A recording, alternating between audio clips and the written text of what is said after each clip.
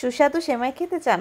তাহলে আর দেরি নয়, আমার ভিডিওটি এক্ষুনি দেখে ফেলুন এবং না টেনে স্কিপ না করে পুরোটা দেখবেন। তাহলে আপনিও তৈরি করতে পারবেন এমন স্বাদের সেমাই। প্রথমে খিল সেমাই নিয়েছিলাম, আমি খিল সেমাইটাকে ভেঙে নিয়েছি। এরপরে নিয়েছি দুধ, চিনি, গুঁড়া দুধ, তেজপাতা এবং গরম মশলা। এই আমার অল্প উপকরণে আজকে সেমাই রান্না হয়ে যাবে। এবার একটা হাঁড়িতে তেল সামান্য গরম করে এর মধ্যে সেমাইটাকে ভেজে নেব, খুব ভালো মতন ভেজে নেব। এখানে আপনারা তেলকে স্কিপ করে ঘি এবং মাখন দিয়েও ভেজে নিতে পারেন। আমার কাছে এটা খুব ভালো মনে হয়, স্মেল দেয় না, সো আমি এটা খেতে ভালো লাগে আমার। এরপরে দুধটাকে খুব ভালো মতন গরম করে নিতে হবে। এই যে দেখুন সেমাইটা অনেক ভালো মতো ভাজা হয়ে গেছে। এরপরে গুঁড়া দুধ এবং গরম মশলা এবং তেজপাতা দিয়ে ভালো মতো দুধটা ফুটে উঠলে তার মধ্যে দিয়ে দিব সেমাইগুলো।